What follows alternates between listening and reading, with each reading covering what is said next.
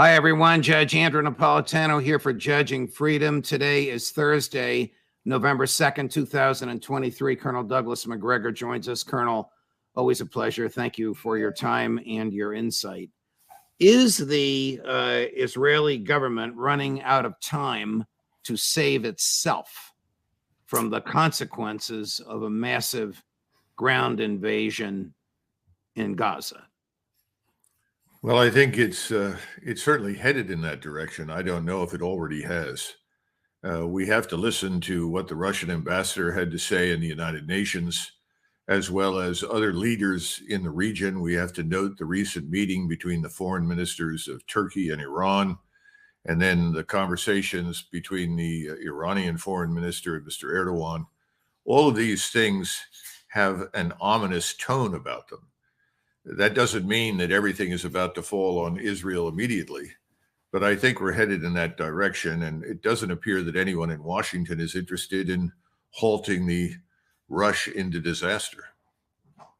Was one of Hamas's goals on October 7th to induce an Israeli overreaction so as to coalesce Arab animosity in the region against it? Well, it's not unreasonable to make that point, but we haven't talked to anyone in Hamas. We don't know what their thinking happens to be, but if that wasn't their intention, it certainly turned out to be that way. Is the Israeli military walking into a trap by attempting to wage a land war in a place as treacherous, as urban, as filled with tunnels and old buildings as Gaza is? I think so. I would say on many levels. If we go back to the summer of last year, when the war in Ukraine was changing or evolving, and the world's eyes were fixed almost exclusively on what was happening there, had the Israelis confronted Hamas at that point, I think the Israelis would have had an easier time waging this sort of ruthless, scorched earth campaign against Hamas than they have right now. It's simply a function of the fact that the world is not looking at Ukraine because the world knows the truth. The war in Ukraine is effectively over. The losses and the destruction in Ukraine are horrendous. Ukrainians can't do much about it. So everyone is focused now on Israel and Hamas, and they're seeing things that upset them. You cannot broadcast the pictures of dead children being carried out of the rubble in Gaza without expecting some sort of horrendous national reaction out of each of the Arab states and from the so-called Arab street. So that's definitely part of it. And on another level, I think that the region is increasingly coalescing into this alliance that might have otherwise never occurred. There's a readiness to take action. There's no doubt about it against the Israelis. And we, again, are the loyal, obedient servants of Mr. Netanyahu and his government. The loyal, obedient servants of Mr. Netanyahu and his government. I'm sure that that's the way he feels. And of course, that it is the way we behave. Back to Erdogan. Are his rantings and ravings before 1 million people, whatever the size of that crowd was, to be taken as for domestic political purposes or in preparation for support for military activity? Both. There's no question about it. I think both are accurate. Mr. Erdogan is a clever, manipulative politician, if ever there was one. But he's also a very powerful nationalist in the Turkish sense and widely respected inside his country, if for nothing else, his strength in leading Turkey. In fact, you could say that in many ways, he's regarded by many of the Turks in this sense as a strong leader, the way many Israelis regarded Mr. Netanyahu. So I think he's deadly serious. And for the Turks to hold these meetings with the Iranians in public, they've always had meetings privately from time to time, but for these meetings to be so public is a very, very important signal to the world. Why do you think that Prime Minister Netanyahu doesn't take note of this, or if he takes note of it, isn't acting upon it. I mean, my view is that his situation politically at home is so precarious, he only stays in office for as long as the war is being waged. And the minute the war is over, he's out of office and maybe out of freedom.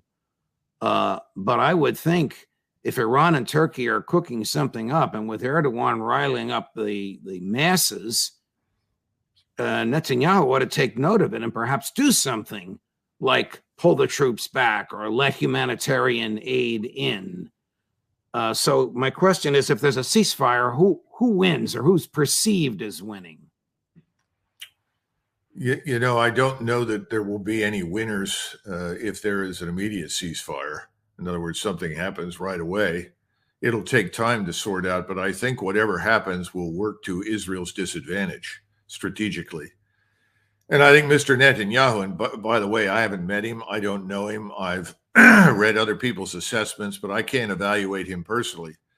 But I think that he is a ferocious fighter for Israel. There's no question about that.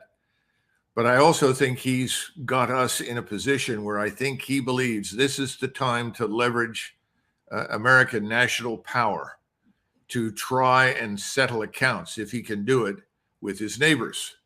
And he is focused on that almost to the exclusion of everything else. We are giving him unconditional support on the assumption that he is going to be successful, that he will go in, root out Hamas, destroy the place, and that he can get that done before anything else happens. And we put our forces there as a stopgap measure in the event that Hezbollah attacks. I think it will. I don't know what the timing it will be, but I think they ultimately will do that so that we can distract Hezbollah from interfering with what Mr. Netanyahu is trying to do further south. And I think that's it. I think that's all there is right now. And many Israelis have complained that they don't see any other strategic end state other than Hamas is destroyed and Gaza is in ruins. And that's not by the way, that's not the kind of strategic end state that you want unless you want another war. That's the problem.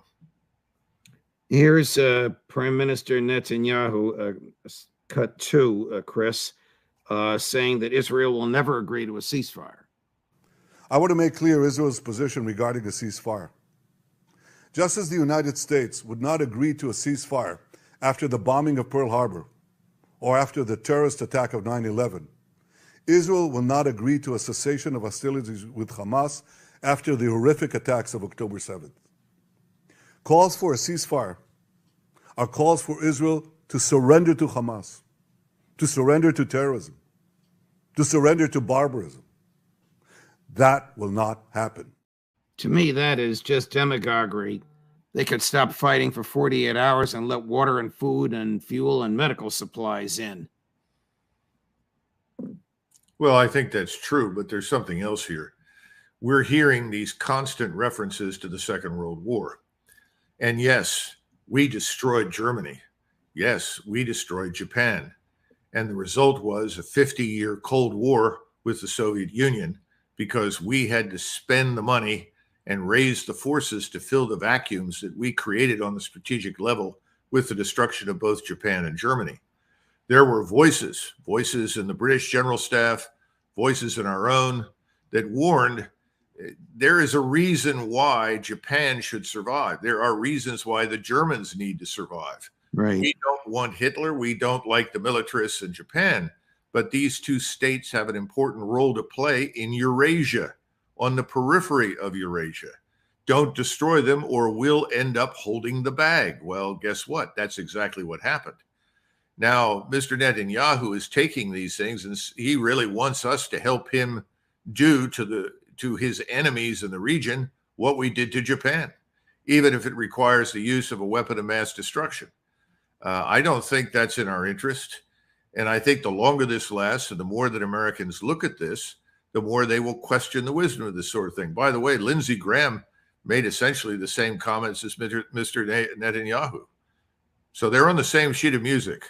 Well, they sure are. Thank God he's not in the White House, or we would have started World War III by bombing Tehran. Here's Secretary Austin, Austin 3, Chris. on we will provide all the security assistance to Israel and woe to anybody that stands in our way. We're flowing security assistance into Israel at the speed of war.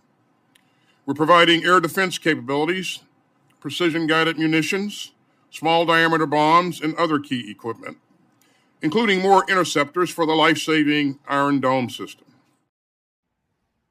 Let's run number 5 as well on, you'll like this, General, bold American leadership, Colonel.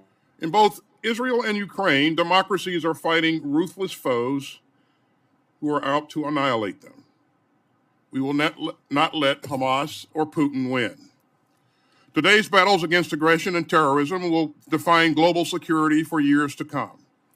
And only firm American leadership can ensure that tyrants and thugs and terrorists worldwide are not emboldened to commit more aggression and more atrocities. This is similar to what he said, and of which you and I and many others were critical when he said, we can project power on 2 fronts, meaning Israel and Ukraine. Does he know what he's talking about? Well, as far as the 2-front solution that he's discussing, no, he doesn't. He's completely out of touch with reality. He's simply reading from the script that's handed to him by the White House and by Secretary Blinken. This is very disturbing in the sense that we are not simply overreaching. We have gotten onto this one-way street that is ultimately a dead end. We've said Mr. Netanyahu is correct. It's his way or the highway. Either we kill all of the enemies of Israel that pop up over the wall, or we failed. There is no future for us. It reminds me of the German government's statements after the fall of Stalingrad, where they said, this is the year of decision. We're going to destroy all of our enemies and secure victory. We all know that what happened, it was the opposite, and ultimately Germany was doomed at that point. So I think it's very similar. I don't see it leading anywhere good. No, I think Mr. Netanyahu is got us where he wants us, and we're going to ride down the hill with him. And at the bottom is an abyss. At the risk of getting off onto Ukraine, we're going to play a clip showing you just how absent from reality Secretary Austin is. Cut 4, Chris. Yet even as we surge support into Israel, we remain focused on Ukraine. Nearly 20 months into Putin's failed campaign of conquest, the Russian military has been badly weakened. Ukraine's brave forces have taken back more than half of the territory seized by Russian invaders since February 2022. And that was made possible by bipartisan and principled U.S. leadership in our coalition of some 50 allies and partners. Colonel, that's not a political speech. He's under oath to tell the truth. Nothing that he just said, I submit, correct me if you wish, is truthful. No, it isn't. And I don't know what map he's examining. Perhaps he too is being subjected to the mushroom treatment and being kept in a cave and fed crap. It reminds me of Trotsky, who was approached by one of his Bolshevik colleagues when Trotsky printed things for distribution inside the Soviet Union in 1920 that were utterly false. And he said, comrade, paper will put up with anything you put on it. It seems that both the internet and television will put up with anything that's posted on it. And he could not be more wrong. And again, this is the sort of dangerous fantasy, this sense of limitless resources and capabilities, when the opposite is the case. Our resources and our capabilities are not limitless, and we don't want to squander them unnecessarily. And by the way, the same thing is true for Israel. Both Israel and the United States need to think first and foremost about, number one, their survival and their national power. You don't do anything that puts that at risk. And that's what we're doing. And Mr. Netanyahu is doing that. It's sort of Hitler saying, I'm going to invade the Soviet Union. I'm going to risk everything on one throw of the dice. That's insane. You don't throw dice in strategy. How dangerous would it be for peace in the region if American troops, Marines or Special Forces, were to be on the ground in Gaza? Well, the danger is that if they go in any numbers to Israel and they meet the enemy, that obviously they'll take losses. If there are severe losses, if there's more than a few at a time, not only will that awaken the American public from its normal slumber at home, but more important, it would reveal that we are once again not invincible, not invulnerable. And one of the things that, despite all of the stupidity in Ukraine that still exists, is our brand. We still have a pretty good brand despite all the problems. That brand will be destroyed if people think, look, the Americans have come into this and they've lost aircraft, they've lost troops. Gee, they're not that good, they're not that strong. That encourages more enemies to pile on. Again, that's why, unless there's a vital strategic interest at stake, you don't commit forces that could be defeated. Do your sources inform you about whether there have been American military casualties in Gaza? Yes, I was told that by a couple of very reliable sources who have to remain anonymous. And they insisted some time ago that we had put people on the ground in Israel. They described them as special ops forces. They could be Army or Marine, obviously, and that they were working with or cooperating closely, and in some cases were there to also observe and learn lessons. Some of them have been involved in the fighting, and I'm told that we've taken casualties. But, we took casualties in Ukraine as well, Judge. We've lost people over there, and we have not been told about it. It has been suppressed and kept secret, and the media has been very helpful to the government in doing this. So I surmise that they're probably right. We've probably taken some losses, but no one is going to advertise it for fear that it would awaken people. Remember, Americans are not really paying that much attention to what happens overseas. I wish they were, but they're not. I must suggest strenuously that the American public has the right to know when the President of the United States is putting troops on the ground, and some of them are coming back in body bags. Even if they're not coming back in body bags, we have the right to know when he's putting troops on the ground or using the military in any respect. Yeah, again, this is not December 1944 or January 45.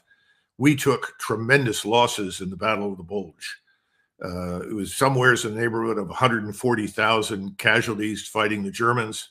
The Germans only sustained 68,000, of which only 11,000 were killed. We solved the problem during war by lying. We said the Germans had lost 200,000 and that we had only suffered 70,000. In other words, we reversed the numbers. We didn't tell the truth. Well, we were in the middle of a war, and Americans were very unhappy with how lengthy the war was turning out to be. And a lot of Americans wanted us to bring our forces home. We're not in that situation. We're not in a world war. We don't want to be in a world war. So if we're taking losses and our forces are on the ground, yes, you're right. We need to know so that people can make their voices heard. They can call and say, we don't approve. We don't like it. We don't want it. Well, if we're in Netanyahu's pocket and he wants troops there and doesn't want the world to know about it, I suppose old Joe Biden will try and keep it secret. Well, Judge, there's one other thing here to consider, and that is, sure, we have a bad habit of piecemealing. If you're going to commit your military power to a specific objective in support, for instance, of Israel, go to the American people, make the case and say, in order to ensure Israel's long-term survival and security, strategically, I am committing the power of the United States to defeat Israel's enemies. We're not doing that, though. We're sitting on the margins. We're playing a game. We're misinforming the American people. We're pretending that we can do more than we can do. In other words, either come clean, tell the truth, and commit, or don't. But this halfway house is dangerous for the reasons that I outlined. The news slips out, it leaks out, we find out, and people are angry and say, why are you doing this? Can Israel defeat Hamas? I don't think that Hamas can be systematically erased. look, half the leadership is not even in Gaza. So you can fight and eventually kill most of the fighters, of which there are maybe 30 or 40,000 left, I suspect, up in the city itself. It's going to be long and tiresome. It's going to cost casualties. It's going to cost a lot of time. But yeah, I think it can probably be done, provided you don't care about the losses that are taken by non-combatants. And I think it's important that people like Lindsey Graham and Mr. Netanyahu tend to regard anyone who is in the vicinity of the Hamas fighters as effectively combatants. So if you're there, you shouldn't be there. That's why you're being killed. I don't think that's a good solution in today's world. I don't think it's something they'll get away with, but I mean, that's obviously the attitude. So they dropped 6 bombs on a refugee camp to kill one Hamas leader, and they killed between 200 and 300 hopeless, helpless, homeless refugees, and claimed that was consistent with the laws of war, that the refugees were collateral damage. I don't think any rational person, other than those blinded by ideology, fear, rage, whatever emotion you want to take into account, could make that argument, accept that argument. Churchill made that argument to justify the bombings of Dresden. Right. It's not a new phenomenon. And for Churchill, it was total war with Germany and didn't give a damn what that ultimately meant until it was too late, by the way. And Mr. Netanyahu is taking the same position. I don't buy that. And the problem that I have with it is that no one is stating why it is in our interest for the United States to apply its power, prestige, and influence to kill all of Israel's enemies, because Hamas is not the only enemy. And as each day passes, as we started discussing this, the enemies are multiplying. Chris, run the clip, please, of Alistair Crook.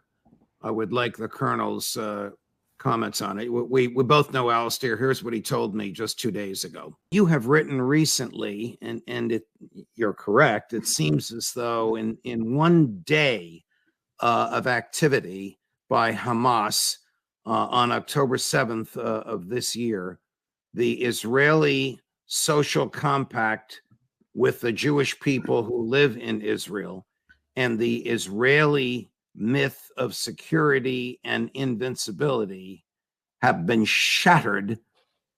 Have those shatterings been irretrievable, irreparable? It would seem probably so. An Israeli journalist who we know, very reputable one, was up in the north. And he went to Kiryat Shimona, which is a big town on the borders with Lebanon up in the north. 20,000 population, about empty, deserted. He went to the kibbutz in the north, and across the north, he said there's not a soul. It's completely deserted up in the north. There's just barriers and a few religious soldiers. And there was one old woman who was paralyzed and couldn't move.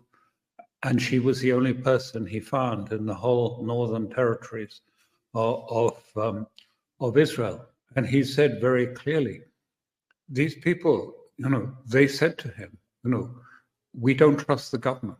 We don't trust the army. We just do not trust the government at all. We can't come back.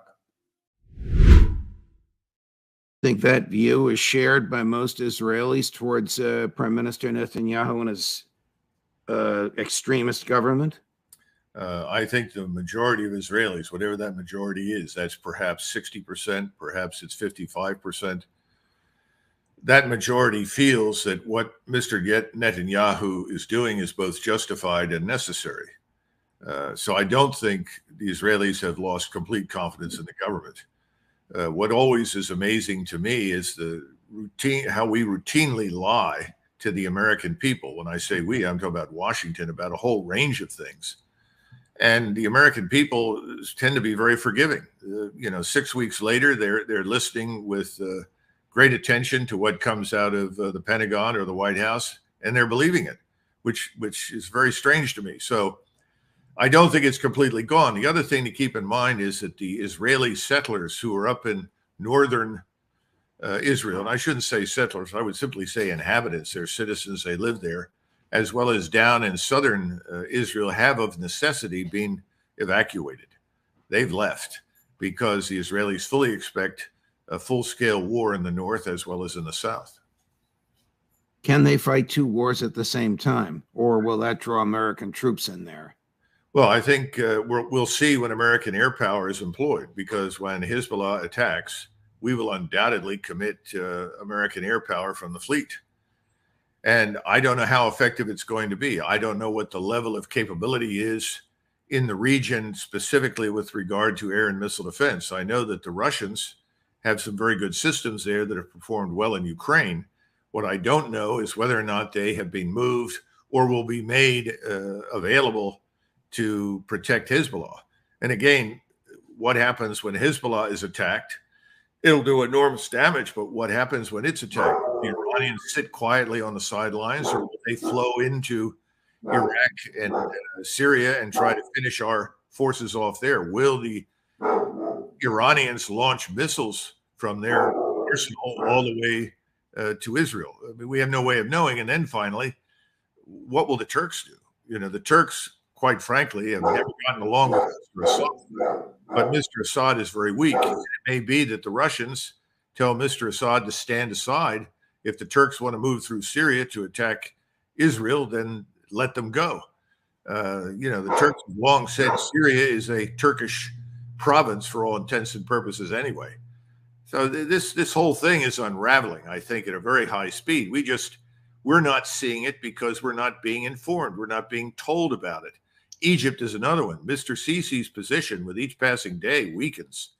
The Muslim Brotherhood in Egypt is very close to the Turks and Mr. Erdogan, and their blood is up. They want desperately to go in and protect the Arabs in Gaza. We don't know really what's happening on the West Bank. We don't know what kinds of discussions are going on behind the scenes to prompt a full-scale rebellion there. This whole thing, we're seeing literally the tip of an iceberg strategically. And the real iceberg, the mammoth threat to Israel, and frankly to our influence in the region and power in the region, is beneath the surface.